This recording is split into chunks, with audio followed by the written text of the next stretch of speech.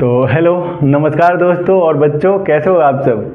आशा करता हूं कि आप सब बहुत अच्छे होंगे और अच्छे से पढ़ाई कर रहे होंगे। आज का हमारा वीडियो क्लास 10th का मैथमेटिक्स जो कि चैप्टर 1 स्टार्ट होने वाला है, जिसका नाम है वास्तविक संख्याएं, और इसको इंग्लिश में रियल नंबर्स बोलते हैं।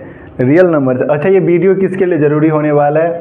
जो बच्चे 9th में हैं या जो बच्चे 10th में हैं, जिनका कि एग्ज़ाम होने वाला है, वो सब ये वीडियो को देख सकते हैं और ये वीडियो उनके लिए बहुत ही ज़रूरी होने वाला है। एग्ज़ाम को देखते हुए भी मैंने ये वीडियो बनाया है, तो आप वीडियो को अंत तक देखिए और इसमें बहुत चीज़ें आपको समझने को मिलेगा।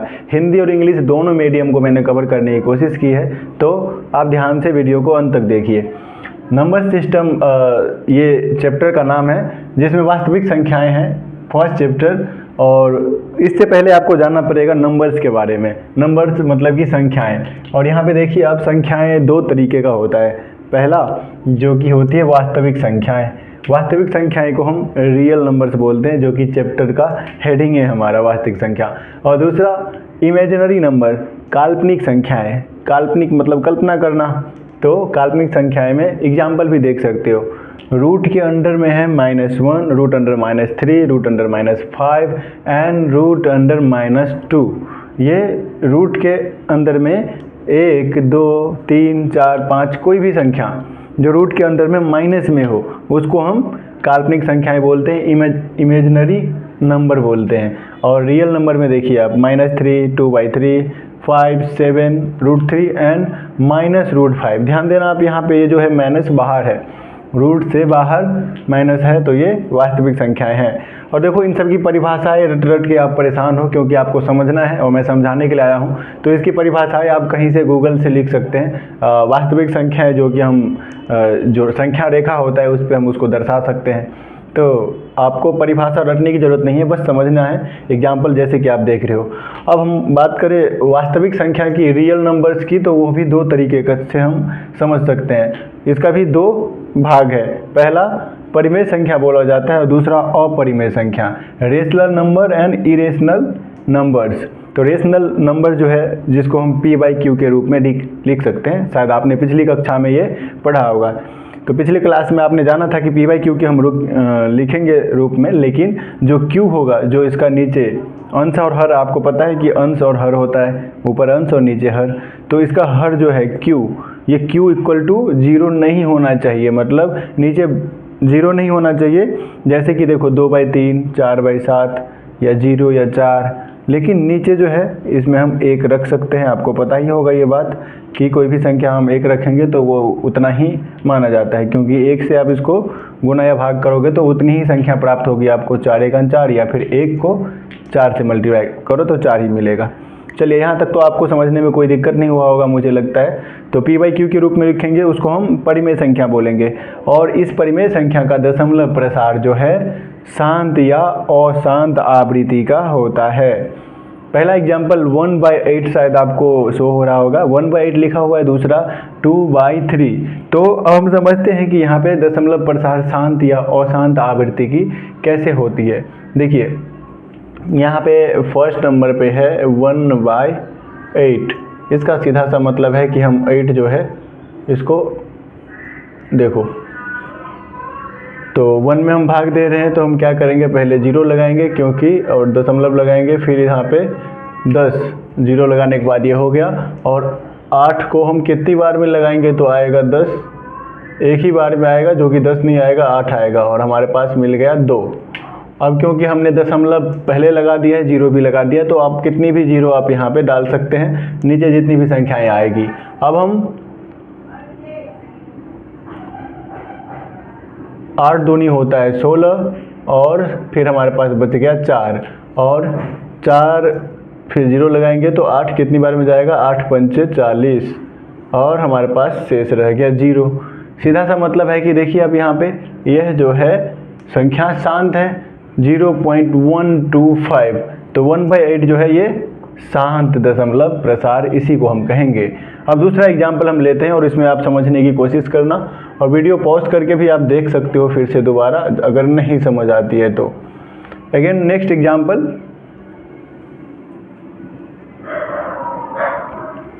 तो नेक्स्ट एग्जांपल देखिए, आप कुत्ते भी भौंक रहे हैं तो थोड़ा आप इग्नोर करना बैकग्राउंड का अगर नॉइज आए तो। 2/3, 2/3। अब ये 2/3 जो यहाँ पे नीचे आपको सो रहा होगा, इसको हम भाग दे के देखते हैं। तो हम 3 को जो है 2 में जो है हम 3 से भाग देंगे। अब आपको पता है कि हमें 0 लगाना पड़ेगा और दशमलव लगाना पड़ेगा, ये 20 होगा। और 6 × 3 18, और हमारे पास घटाने के बाद 2 बचा, घटाएंगे तो 2 आएगा। और फिर से क्योंकि हमने दशमलव लगाया है तो हम 0 डाल देंगे। और फिर आप देखोगे तो 6 × 18, फिर से 2 आया। अब बताओ आप क्या ये कभी भी रुकेगा? ऐसे ही 2 आता जाएगा, आप 0 लगाओगे, फिर 6 लगाओगे, फिर 18 आएगा, फिर 2। तो यह जो है इसको आसान हम कहेंगे, क्योंकि ये देख रहे हो रिपीट कर रहा है बार बार। 6 0.66666 ऐसे कर करके ये संख्याएं रिपीट करती जाएगी। अब यहाँ पे देखो आप, अपरिमेय संख्याएं, यहाँ पे p/q के रूप में इसको हम नहीं लिख सकते हैं। ध्यान देना, आप p/q के रूप में नहीं लिख सकते हो तो ये अपरिमेय संख्याएं इरेशनल नंबर है, जैसे कि √2 है, √3, √5। और ये जो है अशांत अनावृत्ति की होती है। जैसे √2, अगर आप वर्गमूल आपने निकालना सीखा होगा प्रीवियस क्लास में, तो आपको पता होगा वर्गमूल हम 2 का निकालेंगे तो 1.4142, मतलब कि हर बार जो है ये संख्याएं बदलती रहती है। 4 के बाद 1, फिर इसके बाद 4, फिर इसके बाद 1 आता तो ये रिपीट होता और शांत होता, लेकिन 4 के बाद फिर 2 आया है, तो इसलिए ये रिपीट नहीं कर रही है।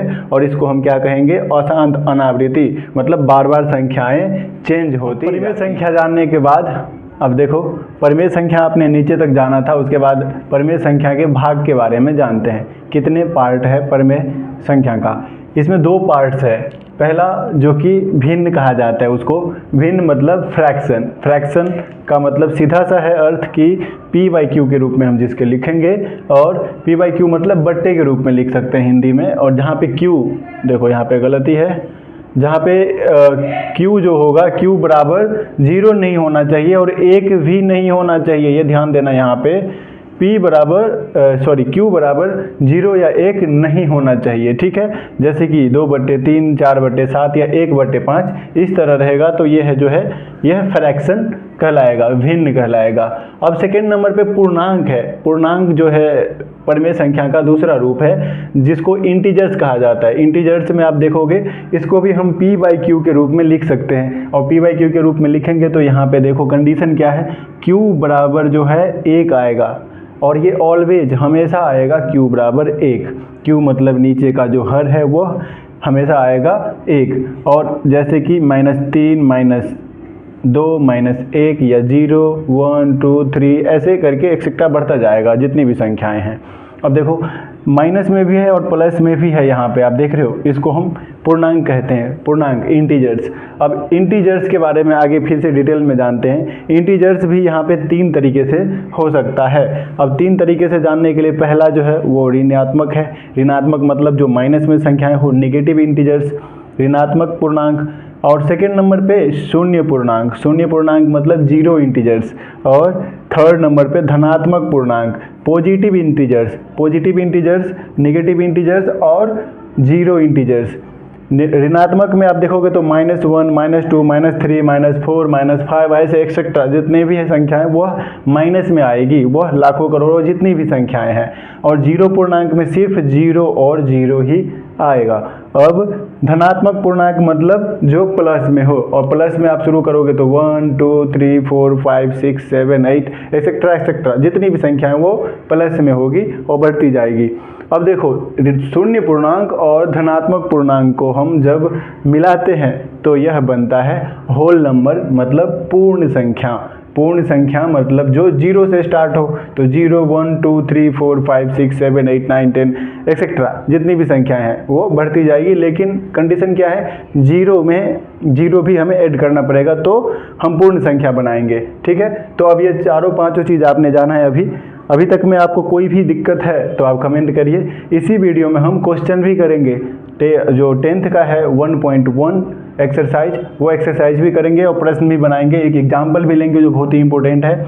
आगे हम 2-3 चीज़ें और सीखेंगे जैसे को प्राइम नंबर, कंपोजिट नंबर, यह सब सीखेंगे हम, और जानते हैं उस सब संख्याएं क्या कहलाती है। तो इसके बाद इसको इरेज करके मैं आपके पास फिर से आता हूँ। अब देखिए 2-3 जरूरी चीज़ें था जो मैंने लिखा है यहाँ पे, इसके बाद और भी हम यूक्लिड विभाजन प्रमेयिका इसके बाद जानेंगे। अभी यहाँ पे 4-5 चीज़ें हैं जो आपको जानने की ज़रूरी थी। तो पहले नंबर पे है सम संख्या। सम संख्या मतलब इवन नंबर। इवन नंबर में देखोगे आप, पहले आपने सीखा होगा कि 2, 4, 6, 8, 10 इत्यादि है, लेकिन अभी आपको ध्यान रखना है क्योंकि अब बड़े क्लास में आप चले गए हो, तो आपको माइनस में भी ध्यान रखना है कि प्लस माइनस 2 भी होता है, plus minus 4, plus minus 6, plus minus 8, ये संख्याएं जो है यह सम संख्या है। विषम संख्या, अब विषम संख्या के बारे में आप देखोगे तो ये क्या है, plus minus 1, plus minus 3, plus minus 4, plus minus 7 and plus minus 11, यह सब क्या है, यह सब विषम संख्या है, ओड नंबर है।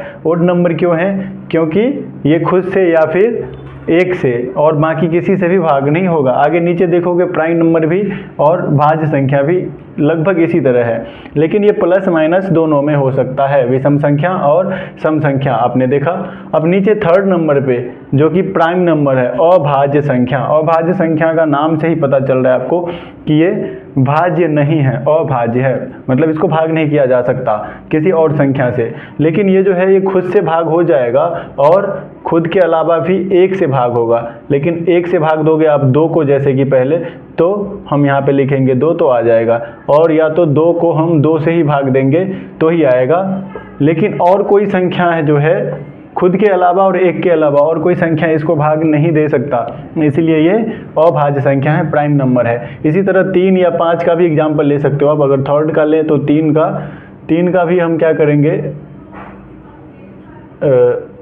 3 को हम या तो 1 से दे सकते हैं भाग, जो कि 3 1 3, 3:1 = 3, तो आएगा 0, या फिर हम 3 को 3 से ही भाग देंगे तभी आएगा।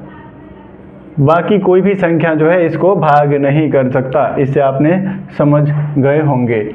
अब हम आगे देखते हैं भाज्य संख्या। इसके ठीक विपरीत उल्टा कंपोजिट नंबर जो है 4, 6, 8, 9 या 10, 12, देख रहे हो आप, तो ये सब सारी चीज़ें जो है, सारी संख्याएं, यह कंपोजिट नंबर है, भाज्य संख्या है। ये जो है खुद से भी भाग इसमें लगा सकते हो, एक से भी और किसी और संख्या से भी। 4 को ही भाग करके देख लो आप, तो 4 को आप 2 से भी भाग दे सकते हो, और 4 को आप 4 से भी भाग दे सकते हो, और 4 को आप 1 से भी भाग दे सकते हो। मिल गया आपको तीसरी संख्या, ये मिल गई, खुद के अलावा और 1 के अलावा 2 से ये भाग लग जाएगा इस संख्या में, तो ये भाज्य संख्या है। और इसके बाद आता है सहभाज्य संख्या। सहभाज्य संख्या जो है को प्राइम नंबर, ए और बी यहाँ पे लिखा गया, ए एंड बी, जिसका कि HCF 1 होगा, तो वह सहअभाज्य संख्या होगा। कैसे, देखो यहाँ पे 4 और 9 है, 3 7 है, और 4 और 25 है। देखो अगर 4 और 9 दोनों सहभाज्य संख्या कैसे होगा, क्योंकि 4 को भी 2 या 4 या 1 या 4, ये तीनों संख्याएं भाग दे सकता है, और 9 को क्या है, या तो 1 या 3 या खुद 9, ये तीनों संख्या। और इधर आपको शायद यहाँ पे दिख नहीं रहा होगा, तो देखो ये 2 है, 1, 2 और 4 से हम 4 को भाग दे सकते हैं, और 9 को, जो 9 संख्या है, इसको हम 1, 3 या 9 से भाग दे सकते हैं। इन दोनों में देखोगे तो क्या है कॉमन, एक ही कॉमन है, 1 है, बाकी 2 और 4 और 3 और 9 ये जो है सिर्फ इसको या फिर इसको ही काट सकती है ये संख्या। इसीलिए यहाँ पे प्राइम नंबर क्या है, 1 है, ठीक है, को प्राइम नंबर 1 है, ये जो है HCF होगा 1, तो दोनों संख्या का 4 और 9 का जो है HCF 1 है, इसीलिए यह सहअभाज्य संख्या है। दोनों संख्या को सिर्फ एक ही है ऐसा संख्या जो क्या कर सकती है, भाग दे सकती है। ये आपने यहाँ तक जाना। अभी हम आगे समझेंगे यूक्लिड विभाजन प्रमेयिका, जिसके बारे में आपको बहुत ही मज़ेदार टॉपिक है, तो मज़ा आएगा समझ के। चलिए बढ़ते हैं वीडियो में आगे। हो रहा है बहुत ही इंपॉर्टेंट टॉपिक जो कि आपको समझना बेहद जरूरी है। देखो अब पहले नंबर पे मैंने लिखा है प्रमेयिका के बारे में। प्रमेयिका मतलब लेमा। प्रमेयिका किसे कहते हैं ये जानो आप। देखो यहाँ पे लिखा गया है कि प्रमेयिका एक सिद्ध किया हुआ कथन होता है। और इसे एक दूसरे कथन को सिद्ध करने में प्रयोग किया जाता है। ठीक है, तो प्रमेय का क्या होता है, एक सिद्ध किया हुआ कथन, किसी गणितज्ञ के द्वारा, साइंटिस्ट के द्वारा क्या होता है, वो सिद्ध किया हुआ एक कथन होता है और उसको हम किसी और, कोई कथन है तो उसको सिद्ध करने में हम प्रयोग करते हैं। अब देखिए दूसरे नंबर पे यूक्लिड विभाजन प्रमेयिका है। यहीं से हमारा चैप्टर स्टार्ट होता है, क्योंकि हमारा चैप्टर एक्सरसाइज 1.1 क्लास 10th में इसी का हम प्रयोग करके बहुत सारे क्वेश्चन को सोल्व करेंगे। तो दो धनात्मक पूर्णांक, यूक्लिड विभाजन प्रमेयिका के बारे में, दो धनात्मक पूर्णांक a और b दिए रहने पर ऐसी अद्वितीय पूर्ण संख्याएं q और r विद्यमान हैं जहां पे a बराबर bq प्लस r, जहां पे जो है r जो है या तो 0 होगा, 0 के बराबर होगा, या फिर 0 से बड़ा होगा। तो 0 से बड़ा होगा, ये जो साइन है ये बड़े का साइन है, तो क्या होगा, r या तो बराबर होगा या 0 से बड़ा होगा, लेकिन b से छोटा होगा हमेशा। इसलिए इसको हम प्रूफ करेंगे अभी कि कैसे होगा और किस पे आधारित है। ये आपने भाग करना तो सिखा ही होगा अभी तक में कि हम कैसे डिवाइड करते हैं। देखो भाग करने का बहुत सारे नियम है, बहुत तरीके हैं, लेकिन यूक्लिड विभाजन प्रमेयिका जो ये जो प्रूफ करते हैं किस बात पे आधारित है, ये आपने जैसे 25 को भाग दिया, ये कैसे बोल रहा है कि छोटा या बड़ा है, ये देखिए 25 को अगर आपने 2 से भाग दिया 25 को, तो आपको मिलेगा 2 फिर हमारे पास 0 बचा, यहाँ पे हमने ये माइनस किया और 5 आया, 5 2 2 जा 4, यहाँ पे 1 आया हमारे पास, जिसको हम r कहेंगे। r मतलब रिमाइंडर, रिमाइंडर जो है जिसको हम शेषफल भी कहते हैं। तो ये हमारा हो गया शेषफल, शेषफल, और इसको कहेंगे हम क्या, भाज्य, ये भाजक है, और ये हमारा भागफल है। भाग करने के बाद जो हमें प्राप्त हुआ संख्या, इसको हम भागफल कहते हैं। अब इसको हम इंग्लिश में r कहते हैं। ये हो गया आपका a एंड ये b, और यहाँ पे देखोगे तो ये q। ठीक है, तो कोशेंट, रिमाइंडर, ए बी आपको पता चल गया सब कुछ के बारे में। अब देखो यही कह रहा है, यहाँ पे प्रूफ करने की कोशिश कर रहा है कि a equal to B Q, B Q मतलब कि b इंटू क्यू। तो a बराबर जो है b गुने q प्लस r, रिमाइंडर है, जहाँ पे जो है रिमाइंडर, ये क्या है, रिमाइंडर के बारे में दिया गया है कि या तो 0 के बराबर होगा या 0 से बड़ा होगा, लेकिन b से जो है छोटा होगा। b से छोटा तो है ही, ये देखो मैंने b लिखा यहाँ पे, और रिमाइंडर हमारा 1 है, तो क्या 2 से छोटा नहीं है, 1 2 से छोटा है, तो b से हमेशा छोटा आएगा। ये थ्योरम का जो प्रमेयिका है, थ्योरम है, इसके बारे में दिया गया है। अभी और भी देखोगे तो शेषफल हमेशा जो है इससे बड़ा होता है, और भागफल देखो, भागफल हमें 12 मिला है, और हमारे पास भाज्य 25 है। अगर हम भाज्य बराबर लिखेंगे, भाज्य बराबर भाजक को हम गुना करेंगे किससे, भागफल से, भागफल, और प्लस हमें शेषफल, तब हमारा ये होता है थ्योरम प्रूफ। तो अगर हम 25 जो कि भाज्य है हमारा, ये 25 बराबर लिखेंगे 2 इंटू 12 प्लस 1।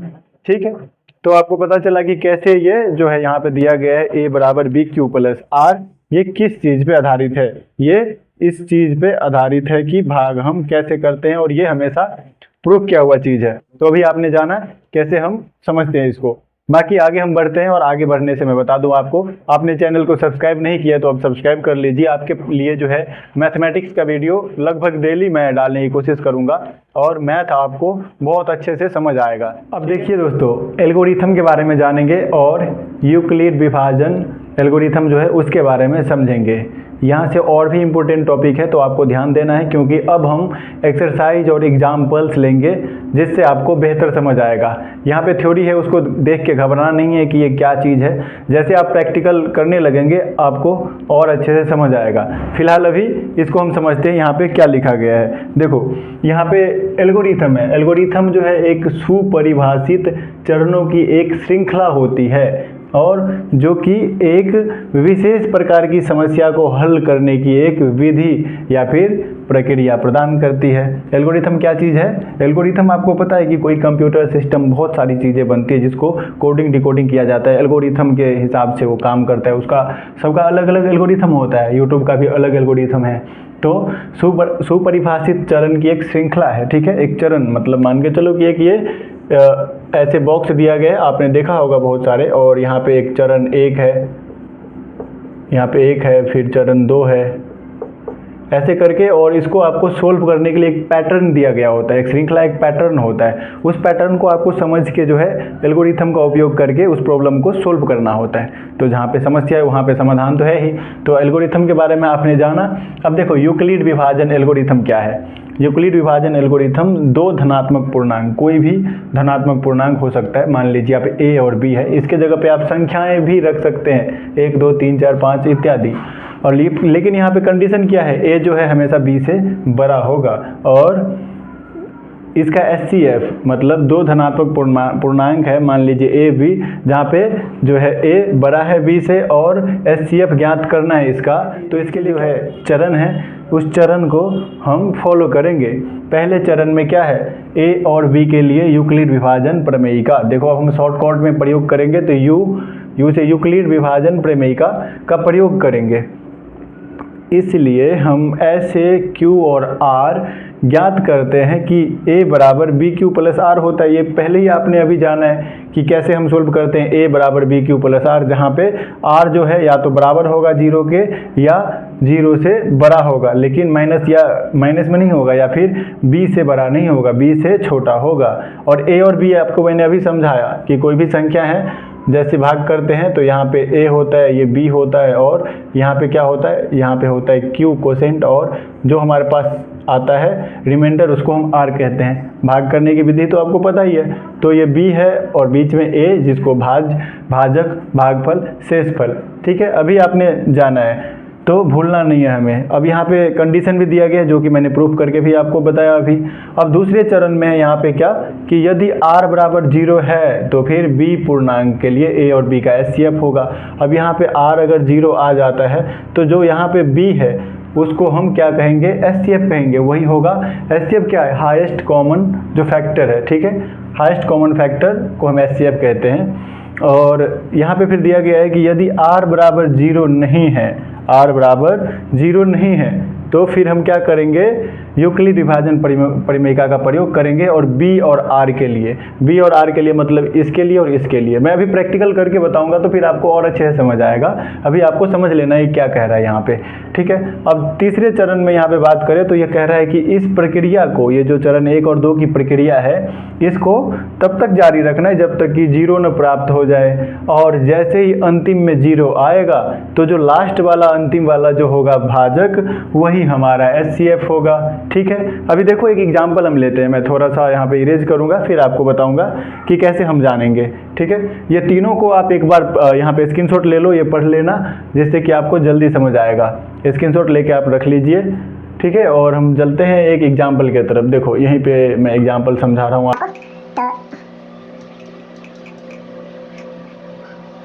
अब देखिए दो संख्याएं हैं 12 और 36, और हमें बता रहा है कि HCF निकालना है इसको। ये एग्जाम्पल मान के चलिए।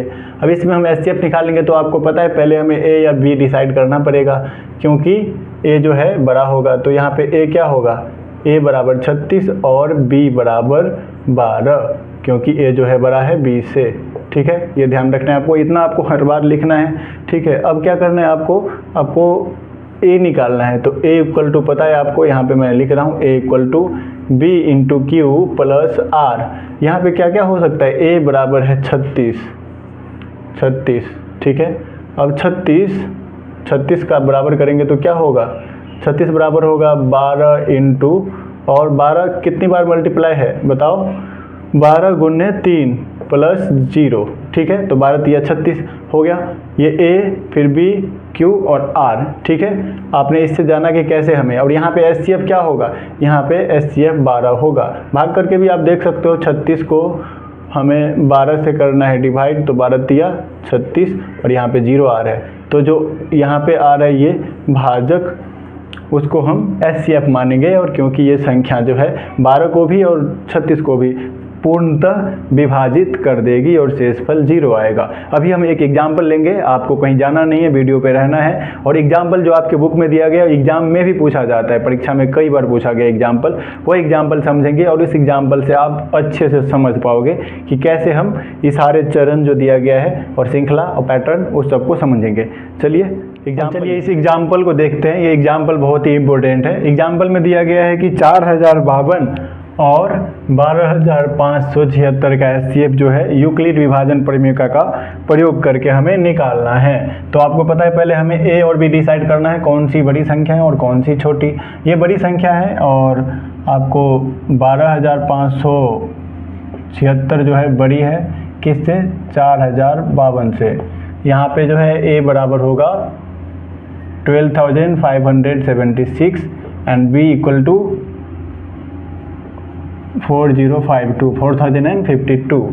ठीक है, अभी देखो, अब आपको जैसे सिस्टम से सब कुछ लिखना है, यहाँ पे लिखना है अब यूक्लिड विभाजन प्रमेयिका से। अब क्या होता है यूक्लिड विभाजन प्रमेयिका? A equal to B Q plus R, जहाँ पे आर जो है बराबर होगा 0 के या फिर बड़ा होगा 0 से, लेकिन b से क्या होगा? b से हमेशा छोटा होगा, छोटी होगी संख्या। तो ये कंडीशन यहाँ पे दिया होता है। अब आपको इसी को यूज करके बनाना है। देखिए, तो पहले आपको लिखना है 12576 जो कि हम निकाल रहे हैं, इक्वल टू लिखना है 4052। हम यहाँ पे बगल में रफ कर लेंगे और रफ में हम देखेंगे एक बार कि भाग करेंगे। 4052 है छोटी संख्या, इसको हम भाग करेंगे, मतलब भाग देंगे 12576 में। कितने टाइम में लगेगा? 4 × 3 होता है 12 और यहाँ पे है 52, तो 3 टाइम में लगाएंगे तो ये कितना आ जाएगा? 12156। देखिए एक बार 3:2 6, 3 दूनी 6 और 5 तिया 15 के 5, हाथ में हमारे पास 1 बचा और 3 क्योंकि 1 है ये, और 4 तिया 12। ठीक है, 12156। तो ये हमारे पास संख्या है। इसको घटाएंगे हम, घटाने के बाद हमारे पास कितनी संख्याएं आएगी? ये तो घटाएंगे तो 0 आएगा, यहाँ पे 2 और यहाँ पे 4। 420 हमारे पास संख्याएं प्राप्त हो गई। तो घटाने के बाद हमारे पास 0 नहीं आया, तो इसको हम क्या लिखेंगे? इसको लिखेंगे इंटू 3 +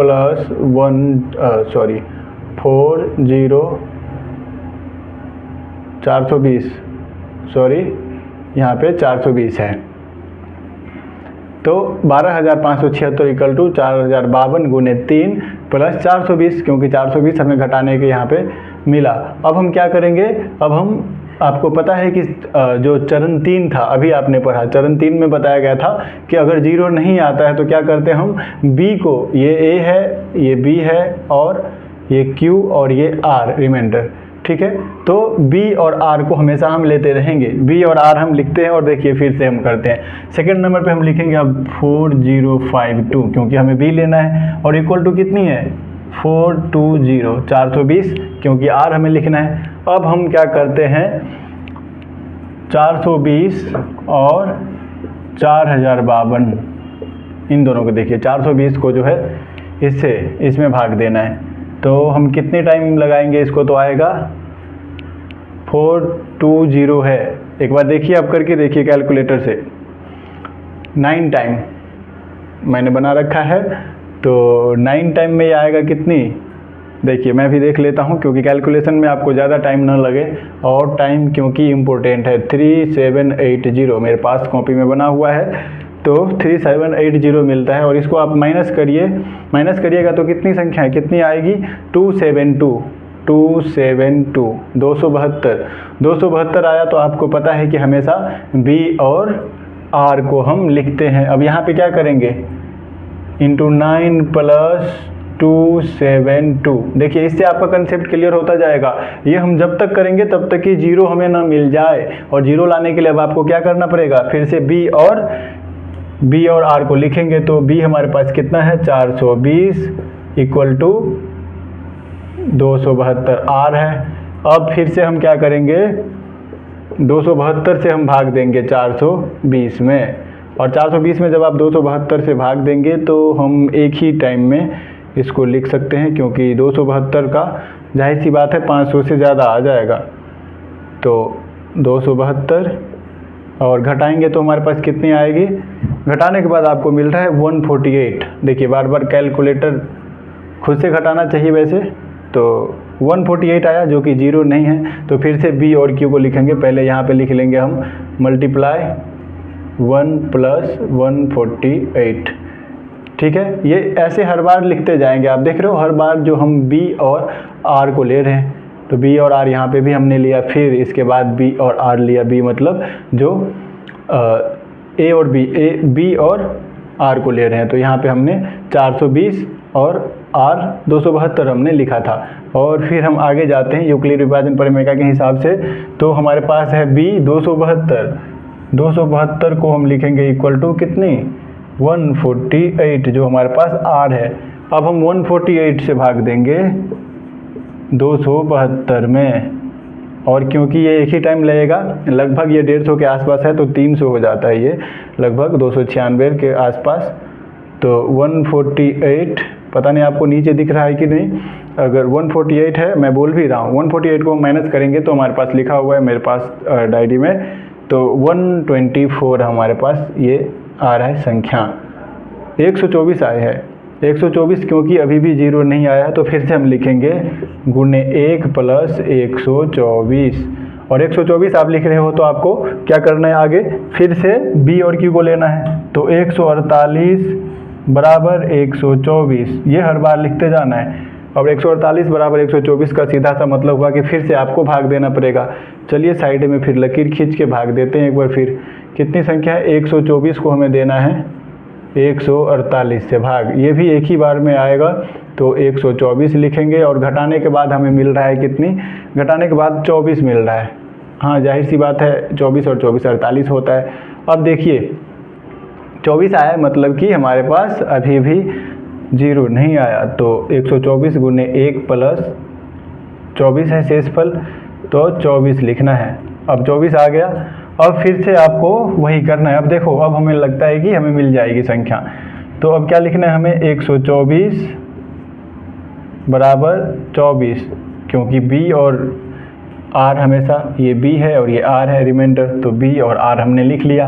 अब गुणने कितनी देखते हैं भाग करके, ये तो अब छोटी संख्या है, तो 24 को भाग देना है हमें कितनी में, 124, तो 24 4 पंचे 20 हो गया, 5 से लगाएंगे, और 2 पंचे 10, और ये 120 आ रहा है शायद मेरे ख्याल से, 120 और घटाएंगे तो हमारे पास आएगा 4, ठीक है, घटाना है हर बार, तो घटाने के बाद 4 आया, इसका मतलब सीधा सा है कि 24 × 5 + 4 ये 124। अब हम लास्ट और अंतिम जो है 24, क्योंकि हमारे पास 24 बी है और आर 4 है, तो 24, और आपको पता है अब भाग देने की ज़रूरत नहीं है, 4 गुणे 6 अब प्लस 0। अब देखो भाग दोगे तो भी आपको पता है कि 24 को हम भाग देंगे 4 से, क्योंकि हमारे पास बी और आर यही है, तो 6 टाइम में ये 24 हो जाता है और हमारे पास 0 आ गया। और तीसरा चरण याद करो, आप कहा गया था कि जैसे ही 0 आ जाए, जब तक दोहराना है तब तक कि 0 ना आए, और जैसे 0 आ गया तो जो अनंतिम होगा भाजक वही हमारा होगा, SC है, तो यहाँ पे भाजक 4 है और भाज्य 24 है, और कोसेंट जो है हमारे पास 6 है, भागफल तो 4 इसका, तो इसका क्या होगा आंसर, SCF इक्वल टू 4। और ये आपका उदाहरण हो गया सोल्व, मेरे साथ आपने भी बनाया। आपको कैसे लगा ये चैप्टर पढ़ के, क्योंकि अगला जो वीडियो होने वाला है एक्सरसाइज 1.1, जिसमें हम बहुत सारे क्वेश्चन सोल्व करेंगे और अच्छे से समझेंगे। तो चलिए मिलेंगे आपसे दूसरे वीडियो में। अभी तक आपने लाइक नहीं किया या शेयर नहीं किया, कमेंट नहीं किया, तो कमेंट करिए भाई, अभी तक में कमेंट करके कुछ पूछिए मुझसे, कम से कम थैंक्स बोलिए, और मिलेंगे दूसरे वीडियो में। तब तक के लिए जय हिंद, नमस्कार।